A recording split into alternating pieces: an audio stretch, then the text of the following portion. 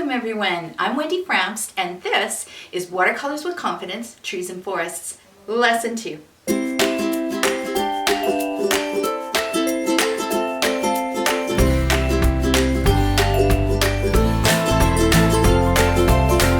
I hope you enjoyed the first lesson in this series about water, shape, and form as they apply to our subject matter of trees. So, today we're going to build upon the concepts from the first video and we're going to talk about color theory and mixing colors, especially a color that's dominant in most landscapes, the color green. So today we're going to expand on the concepts from the first video. We're going to talk about how to increase your value range by mixing your own greens. And also, we're going to create some really realistic looking textures by mixing the paint right on your paper instead of in your palette. If you're painting a realistic landscape, there's often a lot of green. Green trees, green grass, green shrubs. If everything in the painting is too much the same color, the painting can easily become dull and uninteresting. So, how do we increase interest in a predominantly green landscape painting? In the first video, we already discussed one important element of art, which was value. Value is how dark or how light something is. Just by varying the value of any color, you add drama and interest to your painting. So, let's paint a value strip using green. What this means is we're going to take some really strong green and place it at the top of our page and bring that across. Now I'm going to rinse out my brush and bring it part way down and move that farther along the page. And once again, I'm going to rinse out my brush and start a little farther down my strip and bring that farther down the page. And one last time. This time we'll really clean out the brush. And I'm just bringing what little pigment is left down to the bottom. So you see we have a really dark version, a medium version, and a light version. Okay, so now most people know that if you mix blue and yellow, you're also going to get a green. So let's take this beautiful Indian yellow and we'll place it next to our green. And we're going to do the same process. We're mixing it pretty full strength near here at the top. Clean out the brush a little bit. Come part way down and drag that down. Add some more. Clean out our brush a little bit more and bring that part way down and drag that farther down the page. And then one more time and just mix that in. So what we want to see is a dark version, a medium version, and a light, and it's just a graduated change. And next to this, we're going to come in with this beautiful phthalo blue, one of my favorite colors, and we'll mix it beside the yellow. Really strong up here at the top.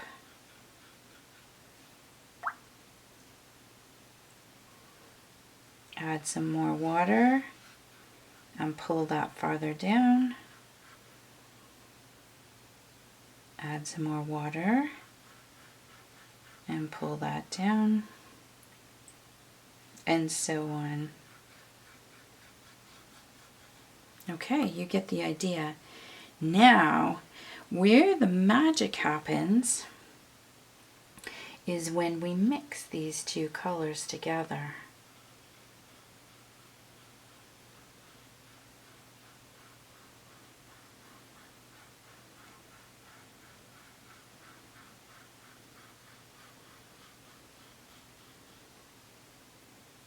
I'm just going to add a little bit more of the blue and the yellow at the top. I want you to see where it's really nice and strong, what that green can look like.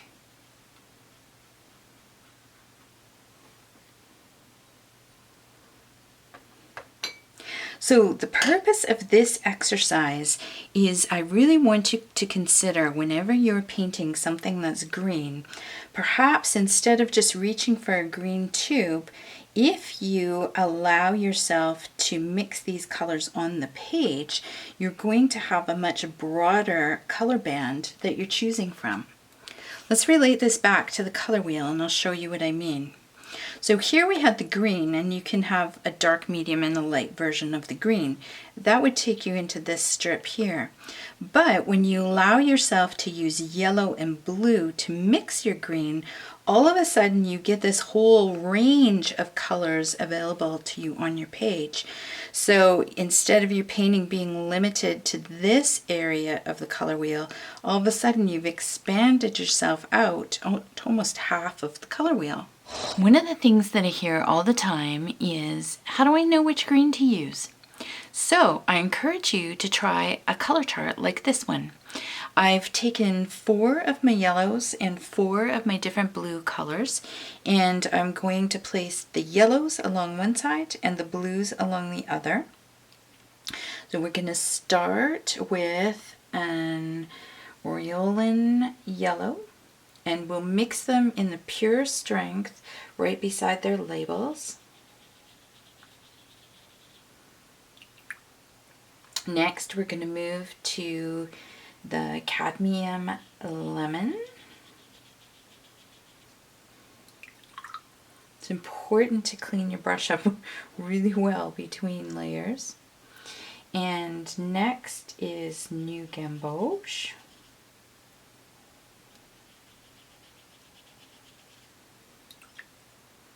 And finally, Indian Yellow.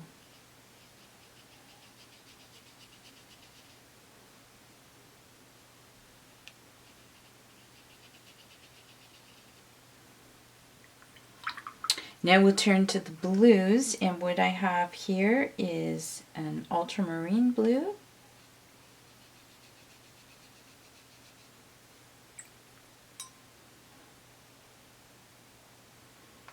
cobalt blue,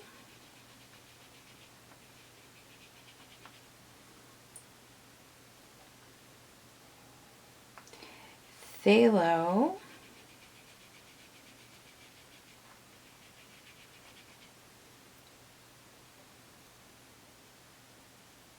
and finally Prussian blue.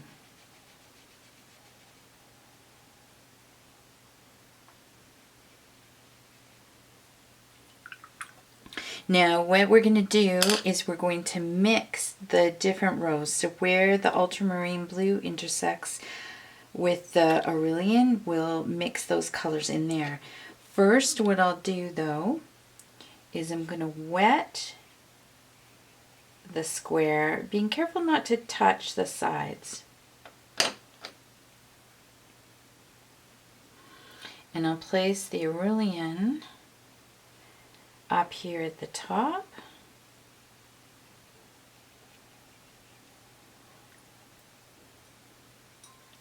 And come back in with the ultramarine on the bottom. And give them a little mix so we can really see the green in there. Now I'm going to go ahead and fill in the rest of this color chart.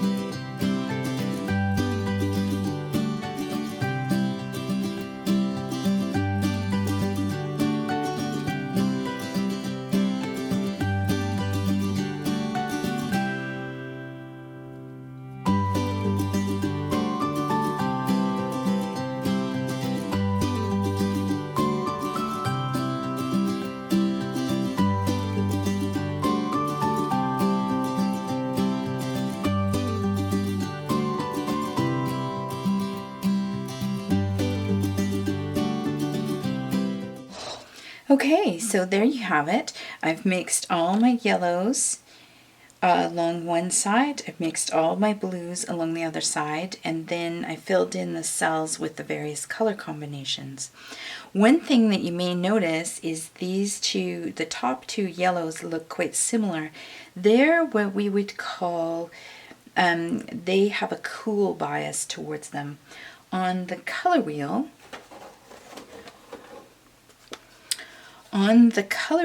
when we have a green that goes towards a yellow color, or pardon me, when we have a yellow that goes more towards a green color, we would call that a cool color bias. When we have a yellow that goes more towards an orange color, we would call that having a warm bias. So the top two have a cool color bias, the bottom two have a warm color bias. And with our blues, we can take a look at them as well. And when the blue heads more towards the purple side, it's a warm color bias. When the blues head more towards the green side, it's a cool color bias. So on this chart, I have my the blues with a warm bias on this side, and the blues with a cool bias on that side. And the reason that I wanted to introduce you to warm and cool colors is you may notice where we're mixing warm colors with warm colors, we end up with nice warm greens. Where we're mixing cool colors with cool colors, the colors with a cool bias, with colors with a cool bias, we end up with these nice cool greens. And then where we have a mixing of the color bias, it's a little bit more of neutral colors that are coming through there. So I encourage you to see what you have available in your paint box, mix your yellows and your blues, and see what different color combinations you come up with. Okay, now it's time to combine all of the thoughts that we've had thus far and create some more trees, more realistic looking trees. So if you remember our first exercise, what we really concentrated on was having light areas near the top, medium areas, and dark areas near the bottom. However, we had clumps of trees, clumps of leaves within the various sections.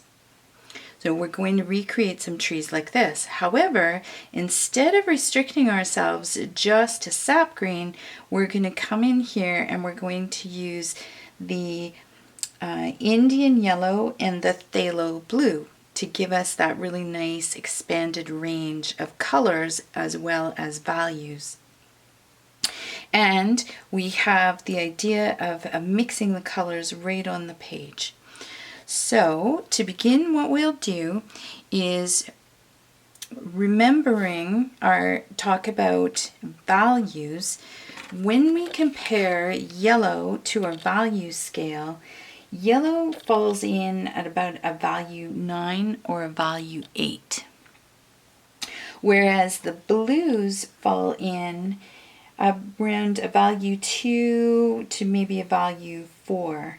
Naturally, I mean, we can thin them out and make them lighter, we can thicken them up and make them slightly darker, but naturally speaking, yellow is a lighter value and blue is a darker value.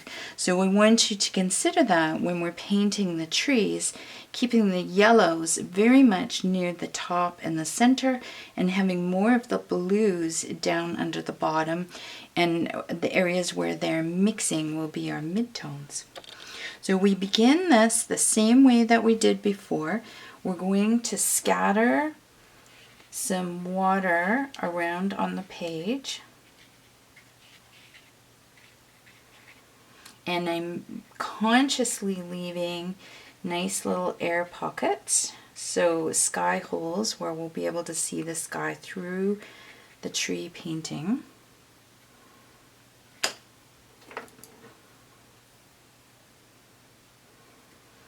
And I'm going to begin with my yellow. I usually like to start with my lightest value. What I find is the light values can be quite overpowered by the darker values. So I like to put the light on first, and I cover a lot of the area with the light.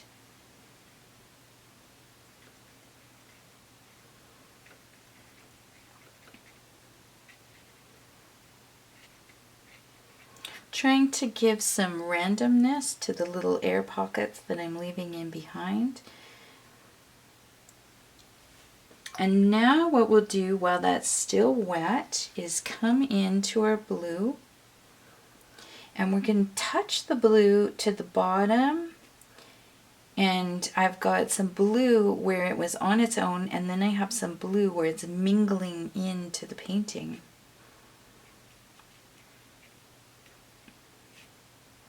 As you can see, the blue really is overpowering the yellow.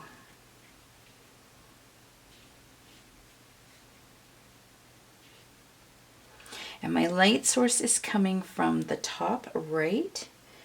And so I'm concentrating, when I've got a cluster of leaves, I'm concentrating on putting my blue down on the bottom left-hand side. And while that's still wet, I'm going to come in with a slightly darker version of my yellow.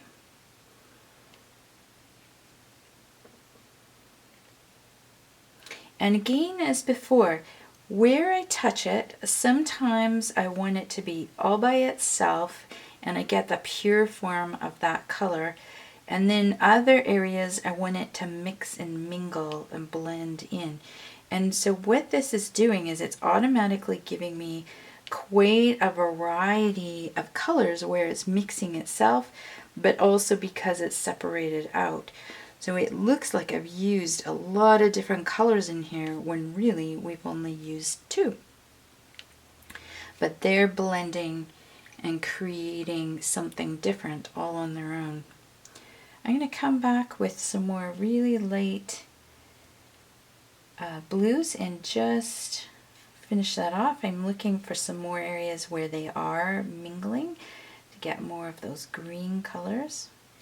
And you can go back and forth as many times as you like. In fact, in order to mingle that on the page, I'm just going to give it a little squirt of water and allow more of that mixing to happen right there.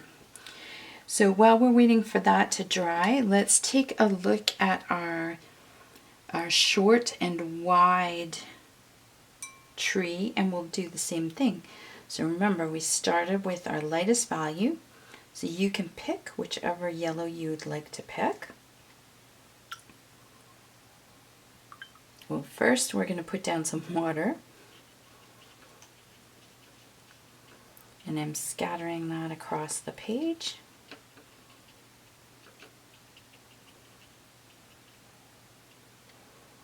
And then I come back in with my yellow.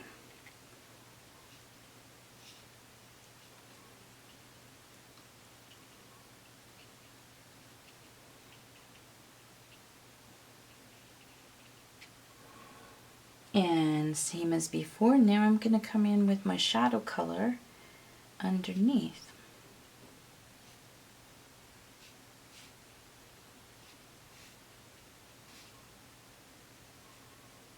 I'm going to stay away from my top and my right hand side. But I think I would like a little bit more of the yellow.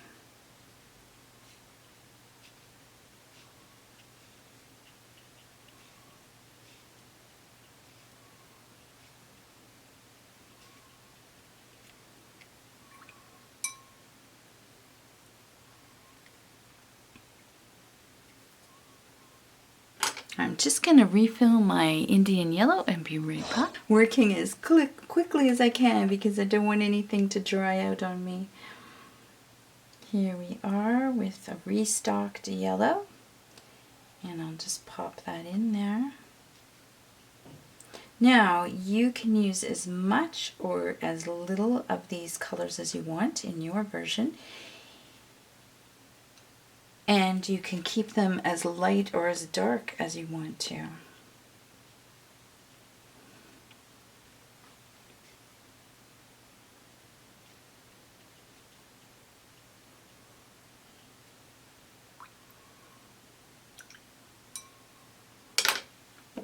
And I'm just going to give it a little spritz. The reason for the spritz is to break it up and give it even more of a varied pattern and to allow the colors to mingle more on the page. So now let's try the same thing with our tall and thin tree. Yellow first because it is our lightest value.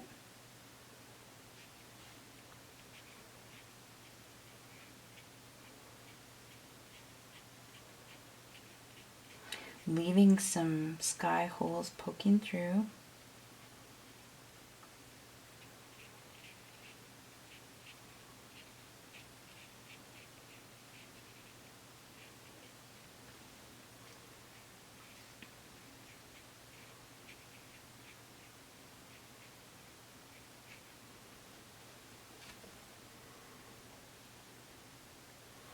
And coming in with a little bit of the blue color.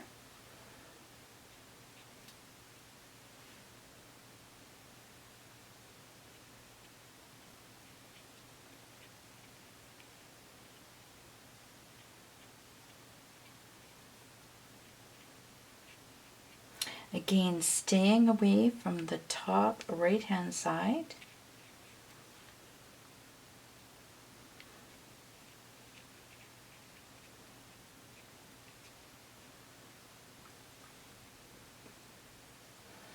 Just want a spot or two where the blue appears almost on its own.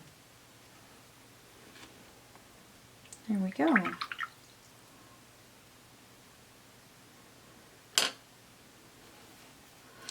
Now what I'm going to do is dry these up, then we'll come back and put the branches on. Welcome back. We are now ready to put the branches on. I wanted to tell you that while I was drying this area, because of the extra water I sprayed, I was getting quite a puddle of color right here. So I took a paper towel and I blotted it into that area just to lift a little bit of the paint out. And it created a really nice texture in there as well. So now what we're going to do is we're going to mix up a little bit of burnt sienna.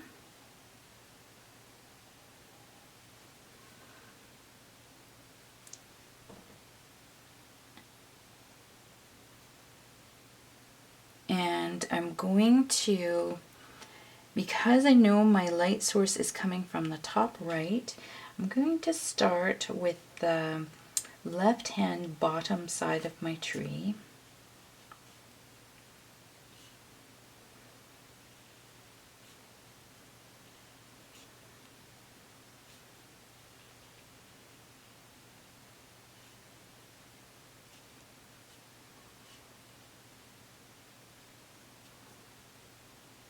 And as I come over to the other side, I'm taking a lot of the paint out of my brush.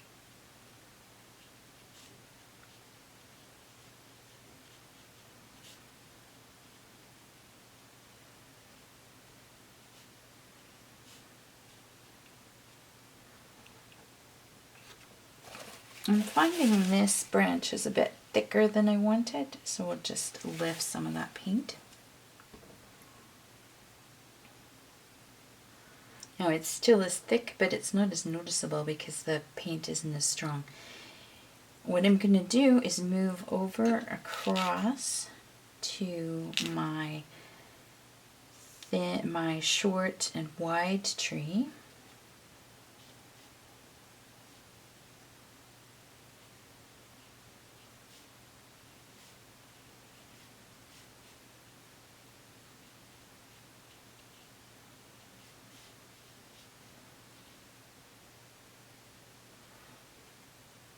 I like to usually start where my branch is the thickest and come up to where it will be thinner.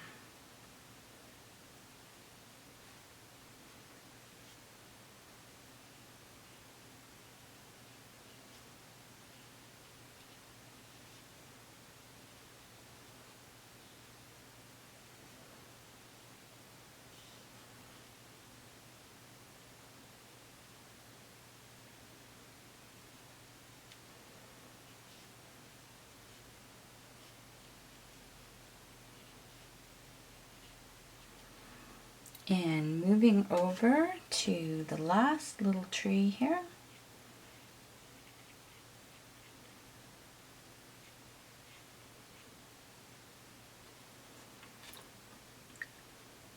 Now what I'm going to do is switch to my detail brush. And I'm going to mix a little bit of blue into my burnt sienna.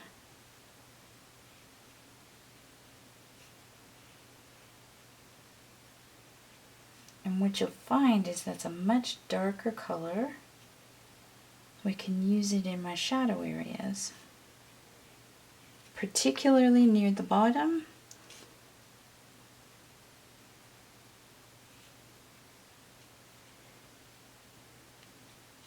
and the left hand side.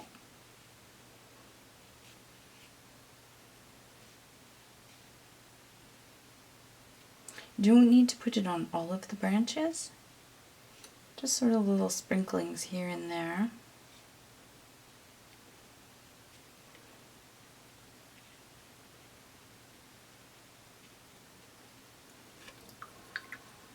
And what I want to do also is bring some of the yellow into a section of the brown.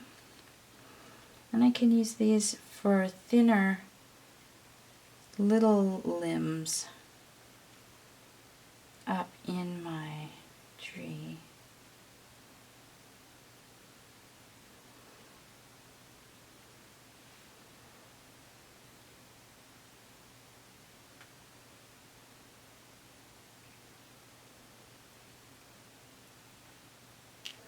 When I'm doing my detail work like this, sometimes I like to use little shapes and adapt them. One of the common things I like to do is include my children's initials. My daughter is Katrina, so you may see little K's throughout my paintings, and my son is Alex. So every now and then little A's pop in as well.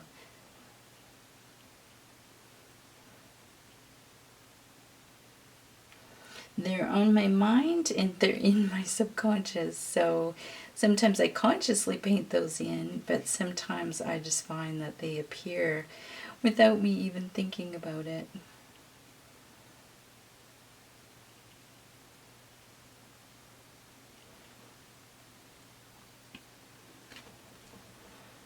And ever so few in this because it's quite a dense type of tree, but you may see an odd branch sticking out here and there. Let's have a look at these trees side by side. I painted them in a very similar style. The top trees we restricted ourselves to just sap green paint. The bottom trees, what we did was we mixed a bunch of yellows and blues until we decided and chose some color combinations to create green. And we mixed the colors right on the page, added a little water, allowed them to mingle themselves. Now, you can choose for yourself which your preference is, but I absolutely love color. So I would be drawn to the bottom example myself every time.